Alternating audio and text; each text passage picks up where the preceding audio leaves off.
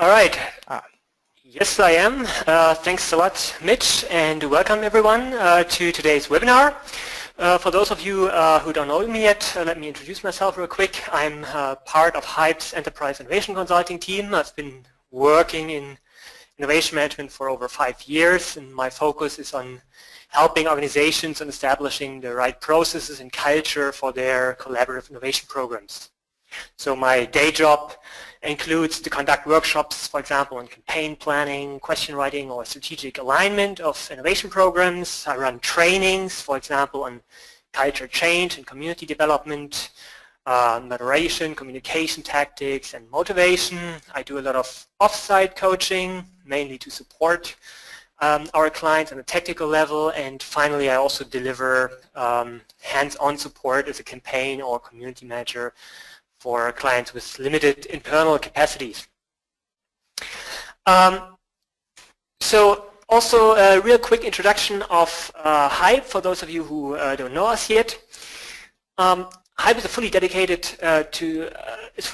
to idea and innovation management, and as such is one of the largest vendors in this market with around 90 employees. Our company was founded 15 years ago in 2001 when we spun off from Daimler Chrysler. Today, HYPE's European headquarters in Bonn, Germany, and the US headquarters is located in Boston.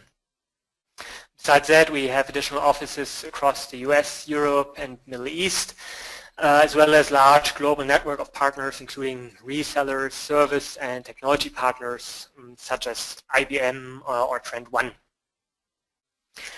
Although HYPE's core offering is our software, we understand ourselves as a solution provider.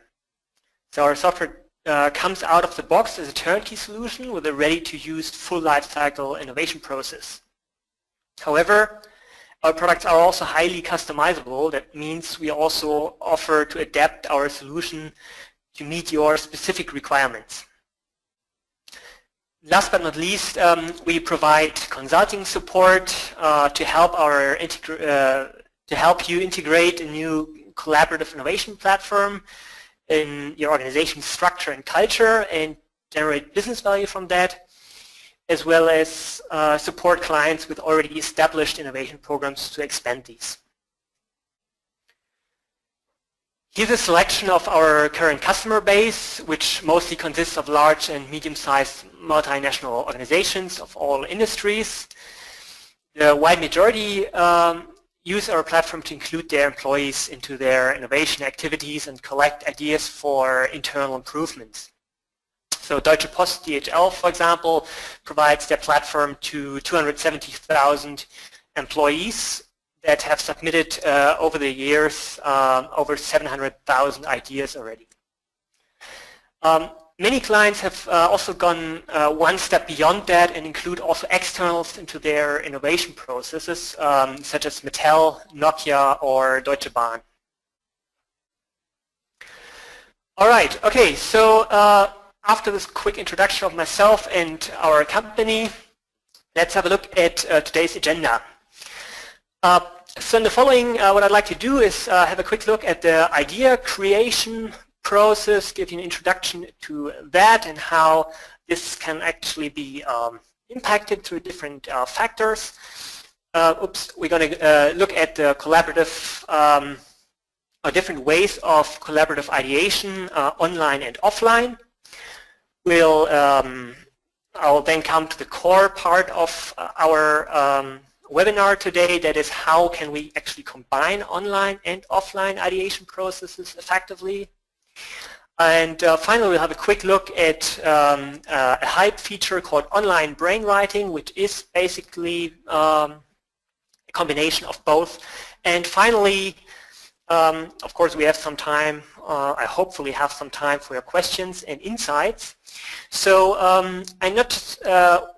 I'd like to ask you not just to share your questions, of course, that you may raise, but also to share some insights from yourself. So I'm sure most of you have done such online and offline ideation processes and maybe also combined them. So I'm always happy to read out insights from yourself if you share these through the question box that Mitch just mentioned, or of course, you may also send these to me via email, and I'll be happy to include these in the follow-up email. All right, so one key task of an innovation manager is driving and steering the process of idea creation and capturing. This should ideally happen in a way that you get the right ideas at the right time while keeping everyone that is involved satisfied. That is the party with a need, of course, for example, a campaign sponsor, and of course also the parties with potential solutions. That is your crowd of idea creators. So there's a range of different approaches to ideation in organizations. Some of them are online, some of them are offline. So a little while ago, I actually came across a book with a title that caught my attention. It's called A Technique for Producing Ideas, which was written by James Webb Young already in the 1940s. So I read it and found it to be concise and illuminating description of the creative process. He actually starts off with a fundamental assumption that an idea is nothing more nor less than a combination of old elements. That is a remix of existing bits of knowledge, observations, and ideas. While it's a common myth that ideas cannot be enforced, but instead come by pure accident or a sudden strike of illumination, the author shows that the chances for these accidents can indeed be provoked. So he describes the ideation process in a few simple, distinct steps which can be replicated by everyone. The first step is collection. So you basically have to gather in the beginning a lot of raw material related to your challenge or opportunity, such as data, facts, research, examples, and so on. This is mainly to inspire you and give your brains food for thought. So besides just bringing a lot of this raw material on the table, it is actually often more effective to rather gather the people that carry a broad set of knowledge. So in the second step, immersion, you basically have to work over the material that you brought together and get deeply immersed into this topic and actively think about ideas already. So if you have more than just one brain involved in this, you will basically have to enable them to exchange their knowledge and their first ideas. For example, in these online or offline ideation workshops that we are going to talk about today. The third phase is actually the incubation phase. And that you basically have to give your mind a rest and give everyone involved in this creative process the chance to get completely away from the topic for a while. So in this phase, you have to let the subconsciousness actually work on the problem until you finally have this sudden strike of illumination. That is your big, good idea. So this might be while you're busy working on something completely different, while you're sleeping, while you're going for a walk, under the shower, or maybe in the bathtub like Archimedes did. And finally, the last stage that James Webb Young describes is the illumination, the realization stage, which is basically that your big idea needs finally another critical look and needs to get refined and polished for practical usefulness. So this process is certainly not mind-changing, but I actually like the way he understood the creative process already half a century ago, and how nicely this can also be applied to collaborative approaches to ideation.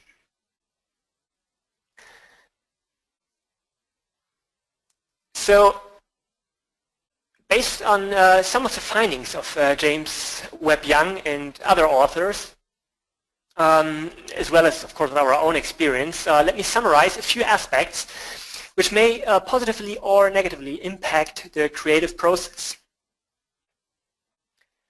So first, it is much easier to ideate around a given challenge or opportunity instead of having to define or identify the problem yourself. Therefore, a well-framed question helps the creative mind by giving a starting point and a rough direction. Second, James Webb Young stated rightly that an idea is nothing more nor less than a new combination of old elements. And therefore, the creative mind needs enough food for thought to get inspired. So make sure that ideas are provided with all relevant, or that the question is provided with all relevant information on your topics. It might be insights from market research, might be relevant trends, previous attempts to tackle this topic, and so on. Next, as mentioned before, the diverse knowledge and insights are typically held in people's heads. Therefore, it is important to get many of these knowledge carriers actually also involved in this process. Especially when you're in search for more radical ideas, you should have a diverse group of people involved, including a number of people that typically don't deal with the issue in their daily life and therefore don't suffer from this group thinking. Then another aspect that has a positive influence on the creative process is a relaxed atmosphere. So if you're stressed and under pressure to come up with a good idea, it's least likely to really appear then. So one thing that helps to diminish the influence of other work stress is to change locations and do the ideation outside of your normal surroundings. Also, as we also just learned from the book I mentioned, and probably what you have already experienced yourself, the best ideas typically don't come right on spot when you start thinking about it, but only after some time has passed and your subconsciousness had the time to work on it in silence. So therefore, if possible, also build in some of this incubation time for ideas into your process. And finally, the last aspect which has a negative influence on the ideation process is dominance and hesitation. So if everybody in every group you typically find people that are rather extroverted and tend to dominate discussions, as well as the kind of people that are hesitant to speak up and bring their ideas forward, as they fear they might be laughed at or the idea is not good enough. So take that into consideration also when you construct your idea process.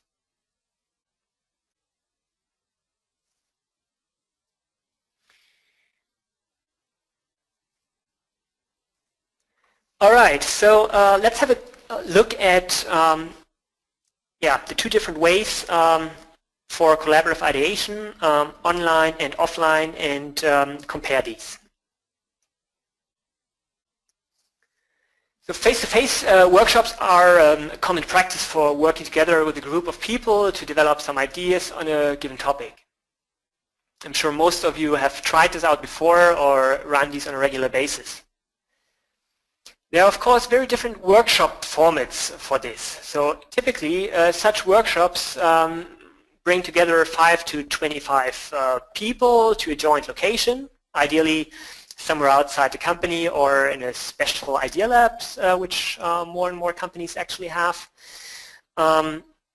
Wherever it takes place, it is important to actually create a relaxed atmosphere to take the whole workshop, to make the whole workshop fun and inspiring.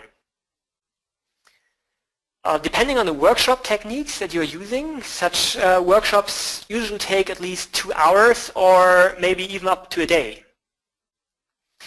And well, there are plenty of workshop techniques available, such as brainstorming, brainwriting, innovation digging, disrupt us, or many more. You probably know a lot more and maybe have even developed your own techniques or customized standard techniques. So I don't want to explain the many techniques here in detail. I'm sure most of you know them and have found their favorite ones, but let me give you just one brief example for one technique that is brainwriting. So the key elements of brainwriting is a small group of people gathering around a table and that create ideas to a given topic on a piece of paper. So every person, as we see here on this little picture, has a sheet of paper, and there are different rounds. And during every round, the person ideate in silence for themselves and write down an idea that they have to the given topic. In the second round, this piece of paper is being passed on to the next person next to you, and the next person can, of course, see your previous idea, the idea that you've previously written down on the paper.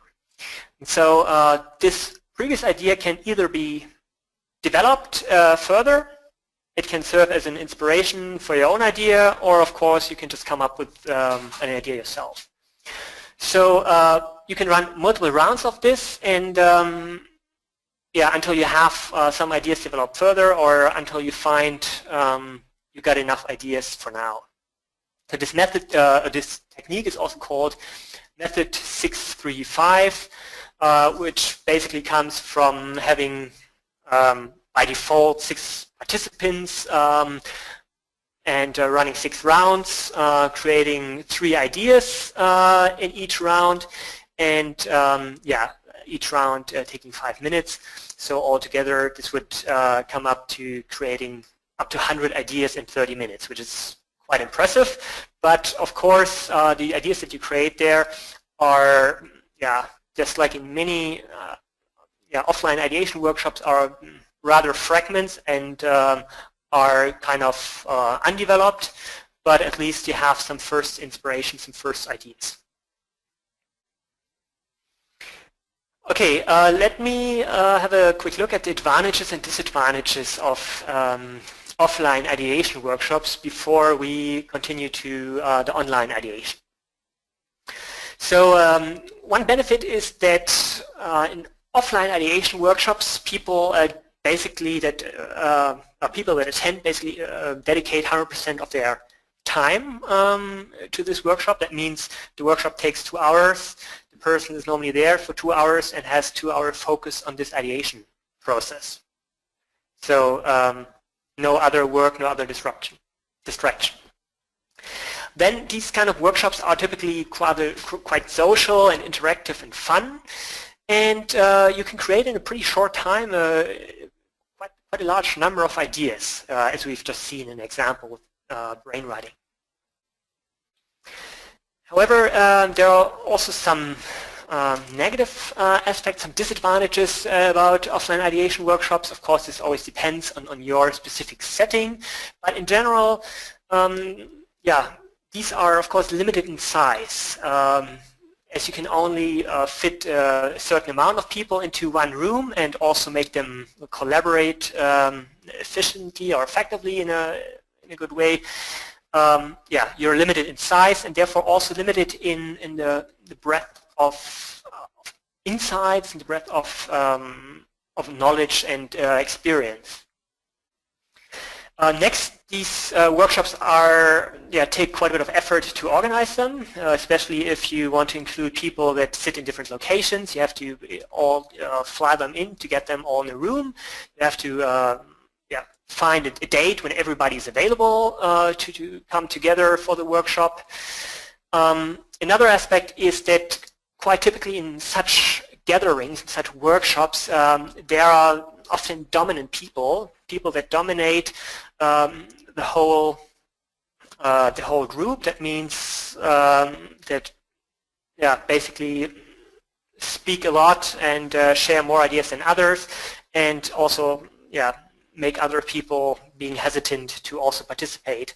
Quite often this might be because, for example, there are some managers participating, and other regular employees might fear that they don't want to bring up their idea, which might look stupid in managers' eyes, or they're just hesitant.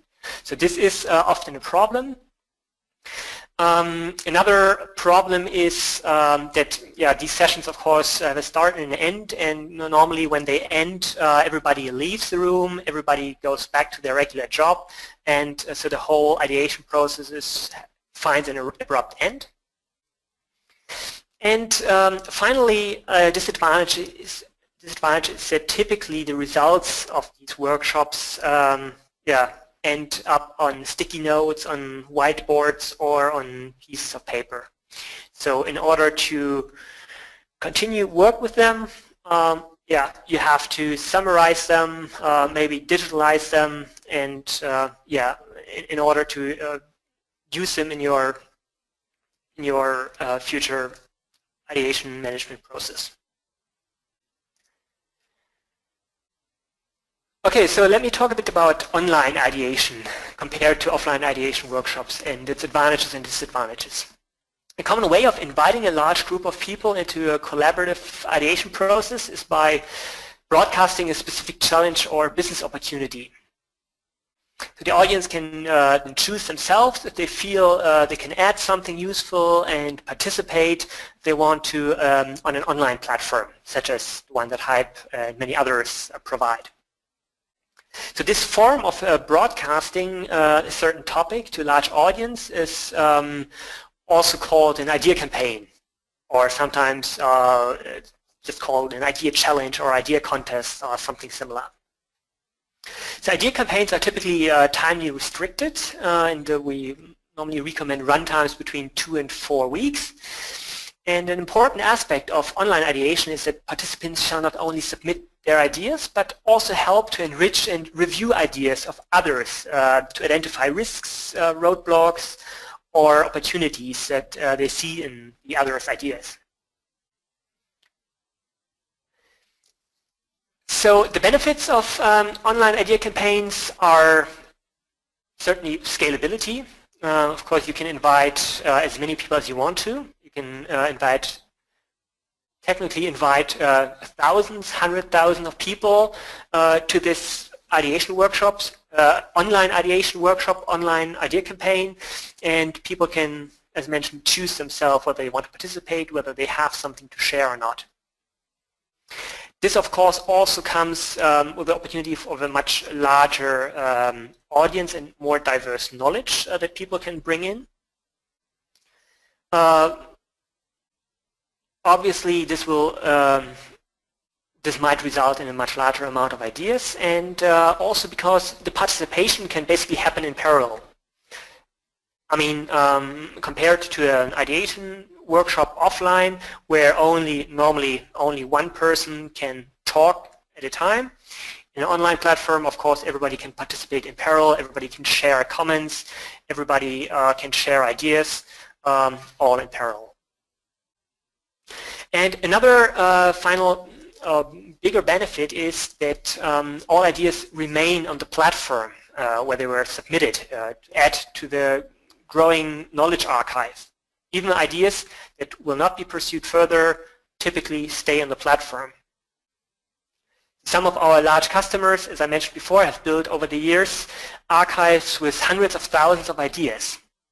And powerful search and browsing algorithms make this idea library a valuable resource, as it is not only holds the idea, but also the link between specific expertise is brought across through the idea and the specific person. Hence, online idea platforms have the advantage that they can also be used as kind of an expert finder.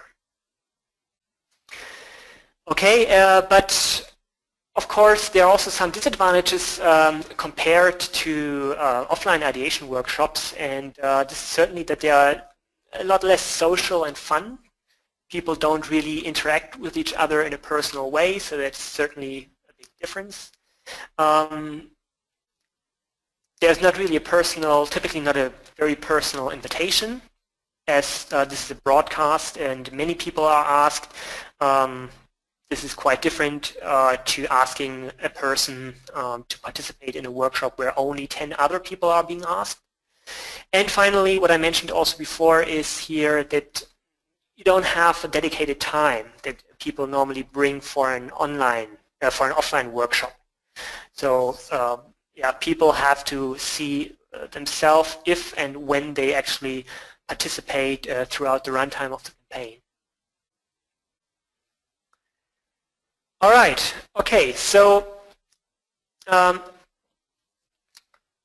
obviously we at Hype learn a lot from our customers' experience, and we are keen to share the learnings with the whole community.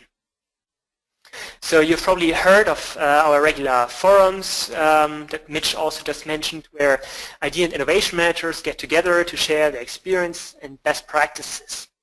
This is typically not just about the Hype platform, but much more about learnings and how to get people and management engaged, and also how to boost the ideation and evaluation process. So besides running an online innovation program, most of our customers also integrate offline workshop techniques into different stages of this process. We hear very often how well the combination of both and on and offline techniques actually work for them. So based on this, I would like now to introduce you to some scenarios, some options where these combinations of online idea campaigns and offline face-to-face workshops work quite well. As mentioned before, I'm also happy to hear your experiences on this and spread this with the audience. So please feel free to share these insights via the commenting box so that I can read these out loud towards the end of the session, if time permits, of course. So also feel free to send me an email afterwards if you prefer that, and I'll be happy to include this these insights into the follow-up email to this webinar. All right, so option number one is basically a combination of offline seeding workshops and online idea campaigns. So if you're running an idea campaign, we strongly recommend to pre-populate the campaign with some first ideas and comments before launching it to a wider audience. Seed ideas and seed comments address the unpleasant feeling of many people of not wanting to be the first one stepping forward. So this is kind of similar to a dance floor where people are hesitant to be the first one. But once some people started, then everybody else also moves in and participates. So seed content also helps to provide people some examples that spur their creativity and gives them a direction of what a good idea submission could actually look like. So this process of pre-populating the platform can of course also be done offline in a face-to-face workshop. Seeding workshop requires the campaign sponsor or another subject matter expert and a small group of volunteers, maybe around 5 to 10 colleagues, to get together in a room with their laptops for about 2 hours. Ideally, the group contains people with different backgrounds and different perspectives on the actual campaign topic. So let me give you an example for an agenda of such a seeding workshop. So in the first about 20 minutes it should be used to address, to welcome the participants, of course, and give some introductory words on the workshop and introduce the whole campaign topic. It means the sponsor explains the challenge or opportunity on which the campaign focuses on, provides information on the background, impact, and relevance of the topic, and of the campaign topic allows it, provides also some inspirations such as trends impacting the topic, previous ideas and attempts, or other companies' solutions. Finally, during these first 20 minutes, sponsor should also explain the scope of possible solutions. Where are the limits and what are must-have criteria for idea? So the first introduction to the topic and process should be followed by a Q&A session where questions and thoughts on the topic can be exchanged verbally. Finally, everybody in the room should have a good understanding of the need and be motivated to tackle the need and share ideas in the idea creation phase, which follows. every individual should actually share their ideas on the platform in the campaign. Every individual should actually share their ideas with their laptop right on the idea platform within the campaign, and not actually talk with the others about this. So this ideation phase would take about 20 minutes. Next is a commenting phase lasting also about 20 minutes, where participants may look on the ideas of others and discuss these on the platform. The goal of this is basically to add richness and quality to the ideas, as well as point out risks and weakness. And again, this should be done in the tool only through the comments and not be done to the people that sit next to each other and talk to each other. Then during a coffee break, participants get the chance to talk and further discuss ideas in person with each other before they have another 20 minutes for further comments and last ideas, and where they are also asked to give their personal opinion on their colleagues' ideas. The final part of the session should be used for a joint verbal discussion on the results of the workshop, such as which ideas were voted best, which need more refinement. And you might also want to discuss who else should be invited to the discussion later on, which is following after the workshop. And of course, ask the participants of the workshop to stay engaged during the campaign and also invite their colleagues. So what are the benefits of this approach?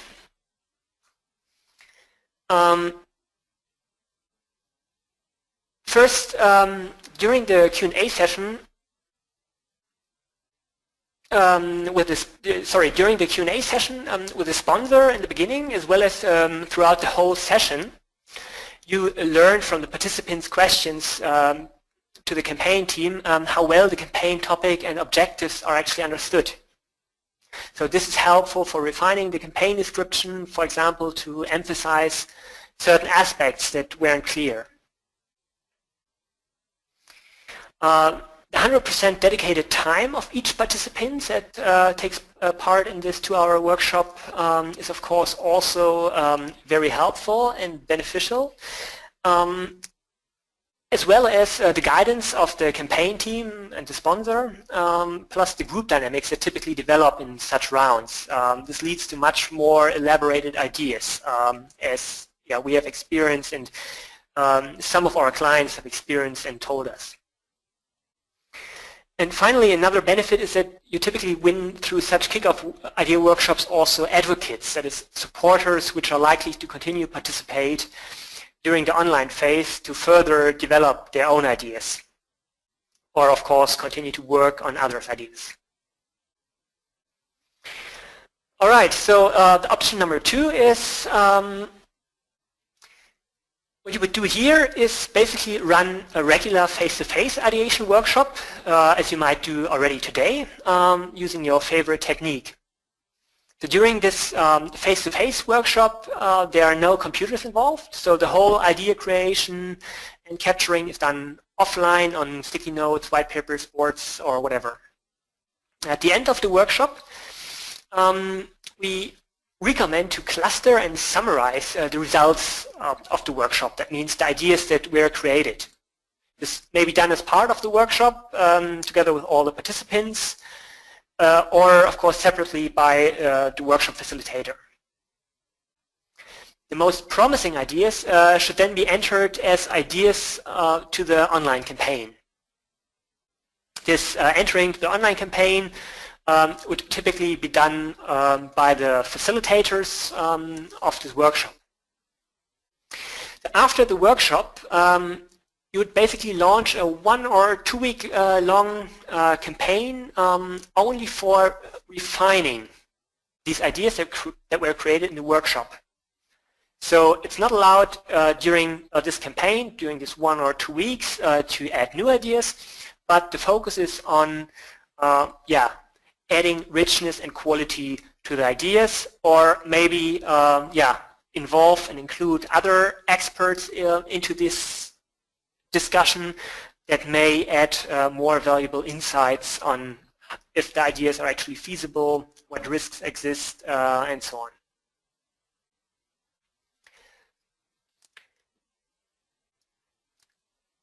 So the benefits of this are, of course, that you have this incubation time that I mentioned several times before. So you have the time to gather more facts, insights on these ideas.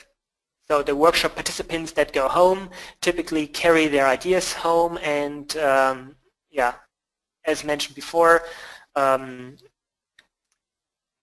it's quite typical that the subconsciousness continues to work on the ideas and continues to think about the problem. And so after a day or two, you might have actually some additional insights to your idea, and so you can actually come back and add to your idea later on. Another benefit is that you can get feedback from subject matter experts that were not participating in the workshop. Of course, sometimes you cannot always invite the right people to the workshop because you don't know what kind of ideas are being developed, so you don't know which are the right subject matter experts. But this is a nice way of including them afterwards. And finally, of course, you may want to use this possibility for crowd voting. So to get a large group, to get the large group's gut feeling on the ideas, and have them vote on this and give you a feeling of what might be good, what might be worth to develop further. All right, so option number 3 is to run an online idea campaign and a midterm idea workshop.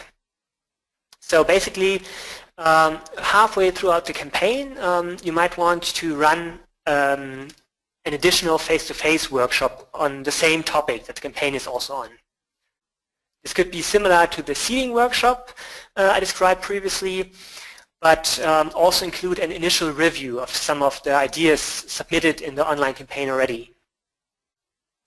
The number of workshop participants in this should not be much more than 15 people, and a mix of already active, motivated participants that have submitted some ideas already or maybe commented a lot, and also a number of selected inactives. So inactives are people that you think would make a difference if they participate, but are rather hard to catch. This might be, for example, busy managers with a long list of tasks where spontaneous campaign participation would never really reach a high enough priority, but where calendar appointments maybe work much better. This, by experience, actually also applies quite often to the campaign sponsors that is not, or which are not able to participate in the campaign unless you really set an appointment to their calendar and invite them and sit together with them for an hour or two. Or you might want to invite also some known skeptics. There are people of which you know who wouldn't participate in the online campaign due to maybe little trust and belief in such online platforms. And finally, also consider to invite people representing departments which are generally less engaged in the whole ideation program.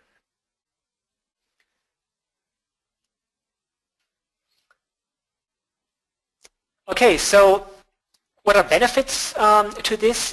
Besides getting the just described group of people also on board, at least offline, such midterm idea workshops are run by many companies to supercharge campaigns which are not getting traction.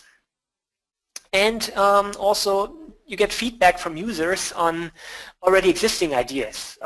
So you can point them at specific ideas that you would like them to discuss also online. Okay, and option number 4. Another common way of combining online and offline methods is the innovation is by running face-to-face concept workshops. This happens after the online ideation process is completed, results are evaluated, and a small number of ideas, for example 10, is selected for further exploration. In the next steps, you need to build a small team of 4 to 5 people around each idea. This may include the original idea submitters, people that added some valuable comments, subject matter experts, and a mentor from management maybe. So for each idea, there should be at least half day long facilitated concept workshop where the idea is being looked at from many different angles and developed further in a structured way. For example, by using Osterwalder's business model canvas or one of the many variations of that, such as the baseboard, for example. Finally, all concepts have to be presented to a final jury, which decides upon each implementation. So some companies, some of our customers actually also call this the Dragon's Den,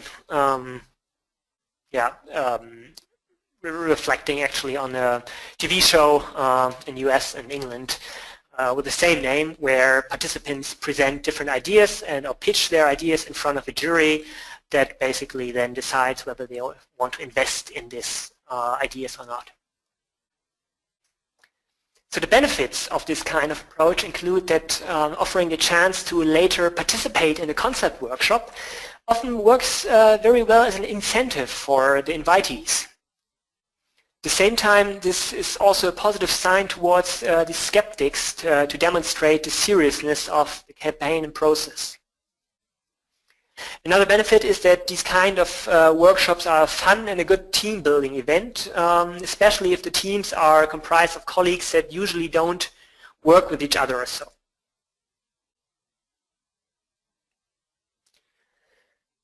All right, so these were 4 different options of how to combine actual offline workshop techniques with online idea campaigns. Let me now actually have a quick look at a tool that we actually just developed. So basically, let's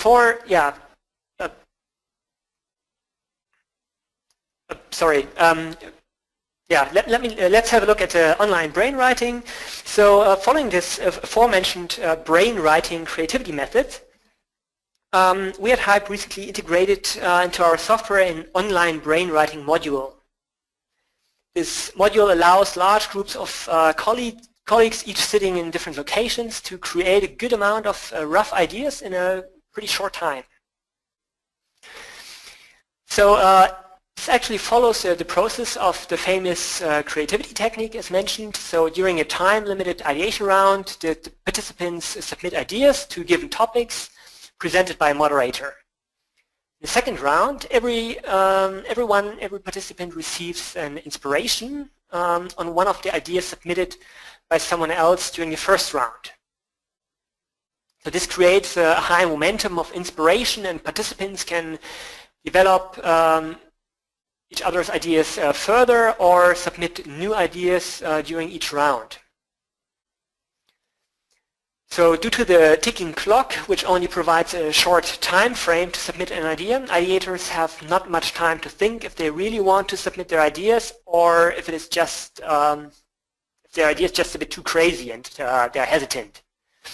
So just like with every offline brainstorming session, this leads, of course, to a large amount of clutter. However, this typically also bears some valuable ideas. To deal with this, our online brainwriting module also allows you to easily dump the clutter, merge similar ideas, and transfer these into your regular idea stream for further enrichment or evaluation. All right, so if you're interested in learning more about this online brainwriting module, please just drop us a note in the question box or send us an email, and we're happy to provide you with a demo of this, or as a Hype customer also allow you a free trial of this module. All right, so finally, what have we learned today? As I mentioned, there are different factors that actually impact the creative process. These 5 steps that I mentioned, and these different influencing factors on this creative process. Furthermore, online and offline idea workshop techniques both have their strengths and weaknesses. So there is no right or wrong when to use which one. It always depends on your specific situation. I hope the different options that I provided to you gave you some insights of what you might also find useful for yourself, for your own purposes. And yeah, so obviously you can of course also combine or recombine these different options that I mentioned and for example run a seeding workshop in the beginning to launch off your campaign, and also run a concept workshops in the end to have this kind of workshop, offline workshop engagement again for a second time during one idea campaign. So as I mentioned before, I'm also happy to hear your experiences and spread this with the audience, so feel free to share these via the commenting field so that I can read these out loud. You may of course as well also just send me an email and I'll be happy to include your insights in the follow-up mail to this webinar.